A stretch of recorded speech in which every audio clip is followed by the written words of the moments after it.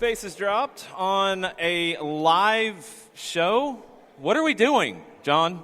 We're here. Like, we're in the same place doing the show, first off. That's not how this normally goes. No. Second, the last time I was in the same place and did a Soccer Down Here show with you was February of 2020. Sounds right. It would have been the first Monday in March when we did soccer over there from the brew house. Right. Oh, yes. Because this little thing called COVID. Boo. That we are still dealing with. It's a weird thing, first just doing a live show, and thanks everybody for coming out to Wild Heaven West End. This is awesome. I forgot what it was like to actually see people like in person while we were doing the show. Yeah. This is bonkers. This is a weird day, and this is total luck that it happened this way. Yep. Last year at this time, I was on a bus with Atlanta United front office and Mike Conti, headed to the Estadio Azteca for a CONCACAF Champions League match, and things were starting to fall apart while we were on our way. Mm-hmm. You were maybe en route? Yeah, I took a flight. We did the show that morning. Yeah. Then after the show was over, went to the airport, got on a flight, got into Mexico City, then went straight to the hotel to drop stuff off and get ready to figure out, okay, how do I get from the stadium, the 1 mile to Estadio Azteca? What gate am I going into? I literally went all the way around Estadio Azteca before I found one complete circle, before I got to the media gate and got the credentials in. Then get in, and then they tell you, okay, you need to go up to like the 300 level. It's a hike. Which was a hike and a half. And then as you and Mike are getting everything squared away and you're listening to Steve Holman call the end of the Hawks game, a lot of us, the communication staff, everybody else who was there, is looking at our phones and seeing everything blowing up. Yeah, I think it was Chris Winkler of Atlanta United's comm staff who came running over to us with his phone out like, Rudy Gobert tested positive. Yep. And we're like, okay, this is not good, but now what? Yep. 30 minutes later, the NBA shut down. That's 30 minutes before we're kicking off. We have no idea what is going on, and we're getting ready to call what could have been one of the biggest games of the year. And we know how that game went. It was weird. It wasn't a good start. It was a really surreal night I mean, there's a few days and nights like that I'll remember in my life. I remember where I was when I heard that Kurt Cobain was dead. Yep. I remember where I was when I heard that Prince had died. Mm-hmm. And this is probably like right there with it. Like, this was the craziest thing I've ever been a part of. And then to actually like try to call a game, I don't know what I said for the first half at all. I have no idea. I was in like La La Land. In the second half, when you know the game's over and there's not even that to hold on to, it's just, I don't know. I mean, I know like Mike and I were both like super emotional at the end of the game. And I think people knew like kind of why, but it was just, it was surreal. Like at one point, we didn't know if we were getting back into the country. Yeah, and you guys were like leaving as soon as you could get to the charter and get to the airport, and you didn't know that. Yeah. I stayed Thursday. I got back to the hotel maybe 2 a.m. Eastern time. Yeah. Then after all of that's done, then you get home, you're here, and then we're trying to figure out, okay, when are we doing the show? And I also had a drop in there with our friends at Sirius XM Canada Talks. Yep. Had a drop for them that I was having to negotiate. And then I was watching CNN International all day in the hotel. Yep. I'm literally watching CNN International completely and totally locked into everything that's going on. And then knowing that, okay, My flight is supposed to be on Friday afternoon. Am I going to make my flight? Do I get to make my flight? Do I get quarantined for an extra 2 weeks? Am I stuck in the Holiday Inn? All of these different things are running through your mind where I know that you're back at home and I'm watching TV going, I hope I can get home. Yeah. It was bizarre. And when we did that next show and we were trying to make sense of everything, and especially into the next week, we honestly didn't know what we were going to do. No. Because if you remember, like Mexico, for example, had full attendances on Friday night. Yep. On the 13th. The 14th, they had, I think, partial. Yep. The 15th, they had nothing, and they shut down after that. Yep. I think Argentina shut down that weekend as well. They were one of the last ones of the major leagues. And we didn't really know how to do a soccer show with no soccer. No. I honestly didn't think we would do shows while we didn't have games. I mean, it's like the next week we came on and we're just like filling time and trying to figure out what to do. What was really cool and what I'll be forever thankful for was all of you guys who listen to the show, those of you who are here, those of you who are watching on Twitch, those of you who listen on, as a podcast, because if y'all hadn't said consistently, like, keep doing a show, please. Like, I need something. I need a distraction. Yeah. Like, I needed a distraction, but I didn't think it mattered to anybody that I needed a distraction. So you guys, like, listening and asking questions and helping us come up with topics on the fly and doing watch-alongs of old games and coming up with crazy, like, ranking topic ideas and all this stuff. It was crazy. And the fact that somehow, like, it has turned into even more of a community than it was when we were actually getting together to start a 2020 brewery tour that now we're starting in 2021 and it's going to be bigger than it would have been last year. It's crazy. I know, and it's humbling in a lot of points when people sit there and say thank you for doing the shows that you did, for doing it as consistently as you did. And that whole idea of community that you were talking about, where we were apart from each other, but for however many hours a day we would do the show, we were having conversations with everybody that we kept in touch with this entire time. And it was a way to stay in touch with everyone and a way to understand what everyone's going through and what's on their minds and all of this stuff.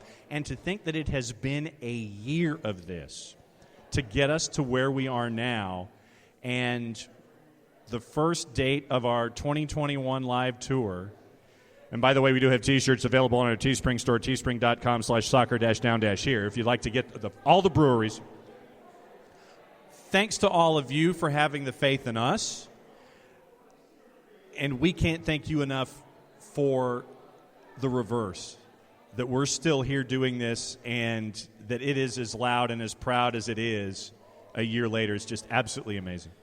Yeah, it's nuts. Thanks to everybody who came out tonight. Thanks to all the supporters groups who are here. Thanks to Lloyd Soccer for coming out.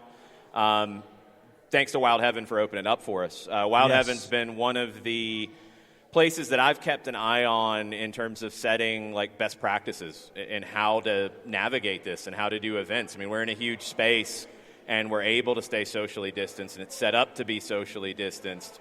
You know, there's light at the end of the tunnel, and if you're watching on Twitch, there's actually, like, light, like, making John disappear, which is awesome. Well, let me see if I can block. There's your hand. Yes. Yeah. There's. You're good. Okay. So that's the light at the end of the tunnel. Yeah. It's coming, and we're going to have people in the stands at Atlanta United games, and we're going to have people at the Fraction for Atlanta United 2 games. He actually said the word. I've said it before.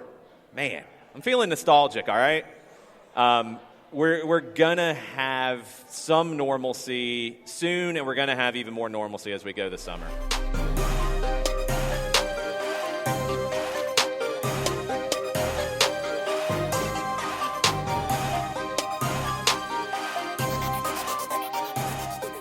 Sanjay Patel, Soccer in the Streets. board member, creator. What is your official title these days? I am in charge of special projects at Soccer in the Streets. Special projects like Station Soccer. Station Soccer specifically, yep.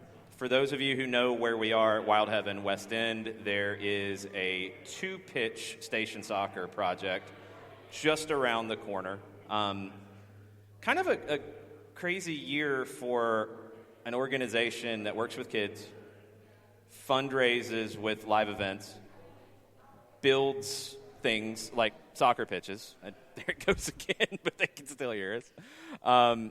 It's been kind of a crazy year for you guys. How is it? How does it feel like it's coming now going into 21? It's certainly been challenging 2020, and I must say 2021 looks really exciting given that we are finally back out again. We've got kids playing. As I drove past West End just now to come here today, it was so great to see a lot of kids out there playing as part of their Station Soccer weekly programming. So that's back up. We've got the adult leagues starting back up again. So it's good to see that's happening. And then we've got our events coming up. Yep. And obviously last year, that was one of the biggest challenges for our events team, who put on some fantastic events. As you know, Jason, we've had things like the Black Tie Soccer Game, our Champions League events, which you were heavily involved in when you were at Soccer in the Street. And so they kind of make the organization tick, a lot of these events. And so it was a tough challenge, but we're back. And hopefully there's light here at the end of the tunnel that we're seeing, and we're excited to get back again. Yeah, it feels like it is. Losing Champions League, modifying Black Tie last year, where are the plans for those events this year right now? We're in planning for those events. I think one of the toughest things is you can only, even when it comes to things like opening our new stations this year, we can only plan so much because we don't know what the exact ending of COVID is going to be.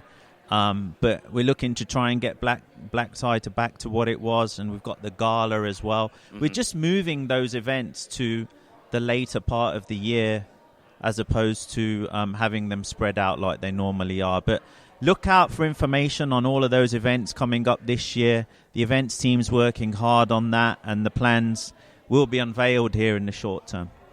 What are the plans for Station Soccer, and has the pandemic slowed anything down with new facilities? Yeah, so last year we were actually supposed to open 2 stations, and given the circumstances with COVID, we were only able to open 1 with limited programming. So one of our biggest things is when we open these projects, our goal is to really work with the community, and partners like Atlanta United come out and help launch those field projects, which is a big deal for the community because at the end of the day, they've got to feel like it's their own project and they've got to own it. Unfortunately, we weren't able to do that. We opened Limburg Station and there was no launch event. And things like that, it's a challenge. But this year, we're actually going east on the MARTA lines. And, we already work out in the Clarkston area. Yep. So those kids are excited about things like Kensington. Excellent. So we're excited about DeKalb. We want to show DeKalb County some love this year and really excited about that. Yeah, that's such a perfect spot because, the programming is so strong there. There's so many kids who need it. And then just the whole idea behind Station Soccer to eliminate the transportation issues that make it so difficult to put on the programs. Tell everybody who hasn't heard the story about how you came up with the idea for Station Soccer. So really this came about in and around 2013, 2014. And I was using MARTA more regularly at the time. I live over in Edgewood by Edgewood Candler Park, MARTA station. I was using transit to get into downtown. And it's where the realization came around that, hey, MARTA has a lot of land available at their train stations. And so we basically started thinking about, hey, what if we actually were able to use these spaces and underutilized pieces of land at train stations to build some of these fields and connect communities. Soccer in the Streets, since 1989, has worked in many underserved communities, and many of those are in and around MARTA stations in the metro region. Why not use the transit system to be a connector? And all of a sudden, we had a plan where we took a project to MARTA, who at first basically thought it was a bit of a crazy idea because they're transit people. Right. And why would they be involved in soccer? And one of their questions was, do these folks even like soccer? Which tells you a lot about kind of where their mindset was. Well, the time frame, too. What year was this? 2014. Right as Atlanta United was starting to get announced, so that makes sense. I mean, I remember going out to Kensington Station back then with you. Yeah. That was before we even talked to anyone. I mean, that was before a pitch was made. That was just when it was like, what would this even look like? Yep. We went out there and, fortunately for us, we had some contacts at MARTA that helped move this along within their organization. And then, we'd obviously talk to people like Darren Eales at Atlanta United who understood that public transport was a big kind of connector where he grew up in the UK. So he understood that this could work. So that was a big help at Atlanta United. And then we had the City of Atlanta come on and help with things like permitting through the planning commissioner.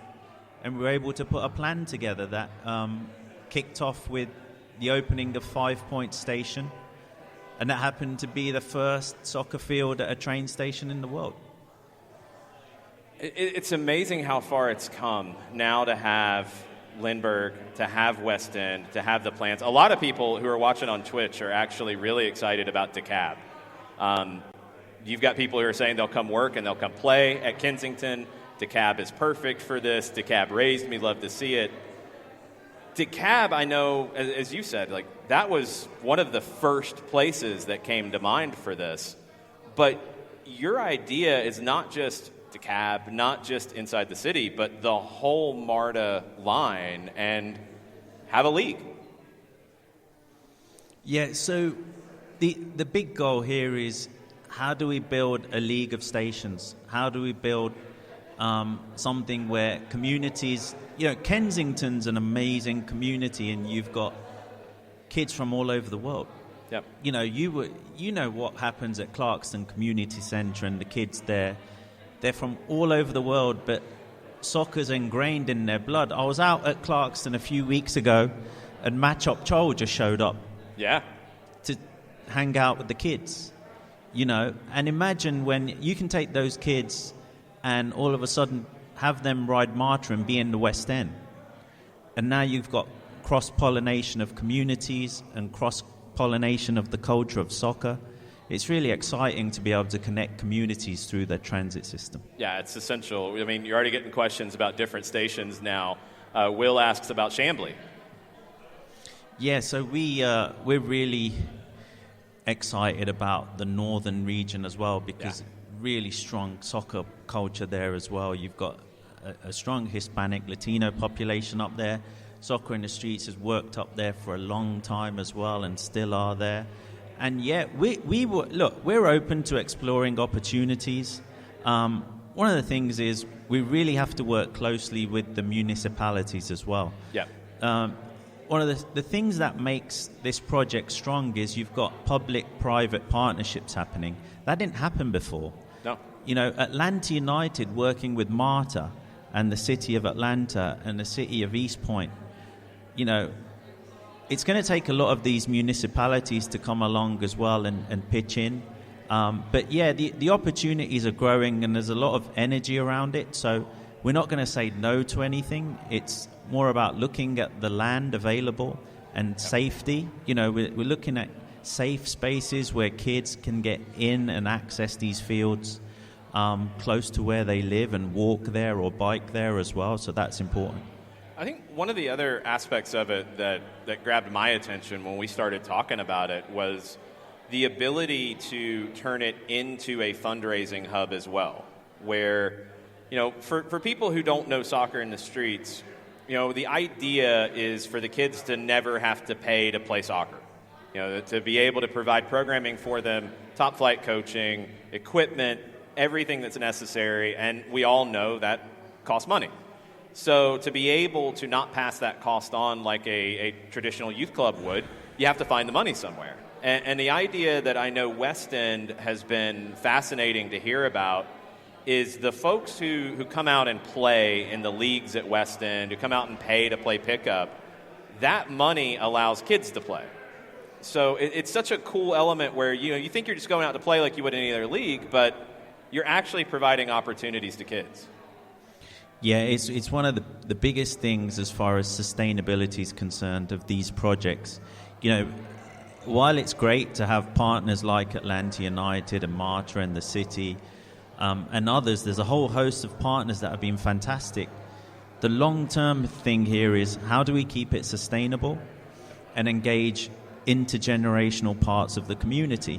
So where in other places you might have pay-to-play leagues that are revenue generating for a profit, we actually have pay-to-play leagues for a social impact of soccer, where those funds then go towards youth play. And yeah, you're right, Jason, at Soccer in the Streets, all kids get to play for free. And I think the thing when the pay-to-play conversation comes up, to go really big picture in American soccer, it's finding ways to train your coaches, which costs money, to do the coaching courses, because it's always one of the hardest things to keep kids hooked is you have to have quality coaching. And it's hard to have quality coaching when you are trying to pay them a competitive rate. And it's hard for a charity to pay a competitive rate. So it gets into this thing. We went through it for years where it's hard to keep good coaches because they go on to clubs. These are the types of things that can bridge that gap, where you get a situation at Lindbergh, for example, where you have teams that play 4 seasons a year and pay probably hundreds of dollars each to play, but that's going to train a coach and allow a coach to get a raise and stay, and then continue building that relationship with one of the kids. Because I know you've seen it, and you've told me about it so many times. The kids become connected to those coaches.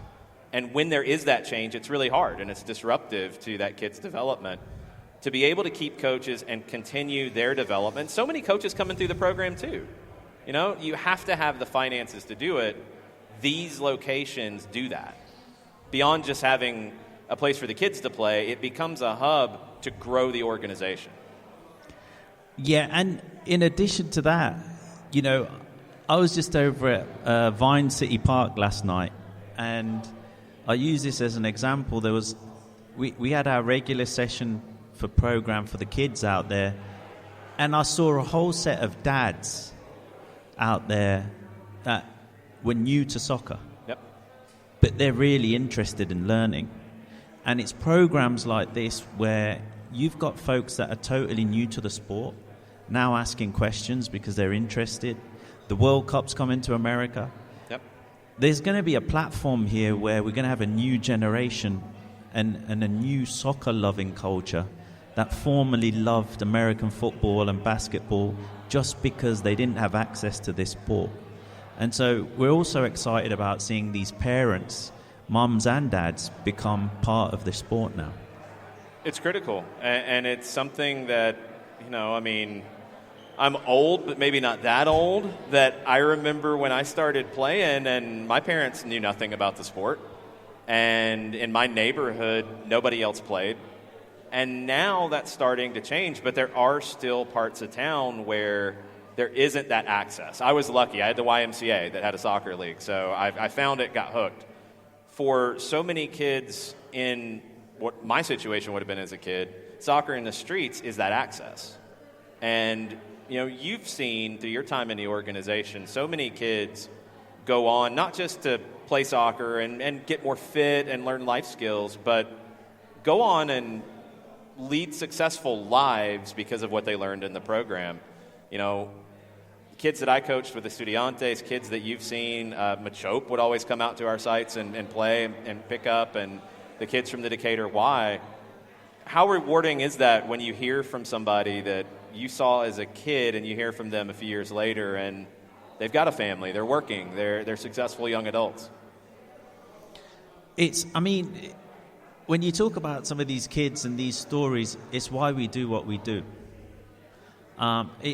Rewarding is not even the word. There was a kid out in Clarkston called Ermius, and you know him. He was friends with Adam.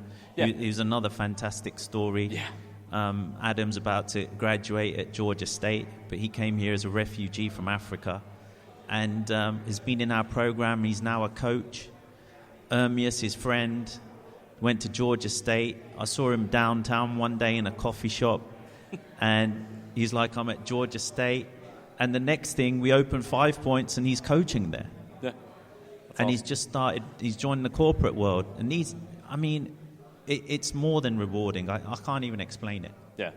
It is hard to kind of contextualize. Like when I hear from kids I coached and like they might have just had their first child or, they just got a promotion at work. And, when I hear from them and they're doing well, it just all that time that, you spent trying to get Marta to understand what you were talking about, and that I would spend like trying to find money to pay for these kids to play in a tournament, all that time's worth it when you hear about these stories. Yeah, if you really think about Soccer in the Streets this organization was bootstrapped. Yeah, multiple different times.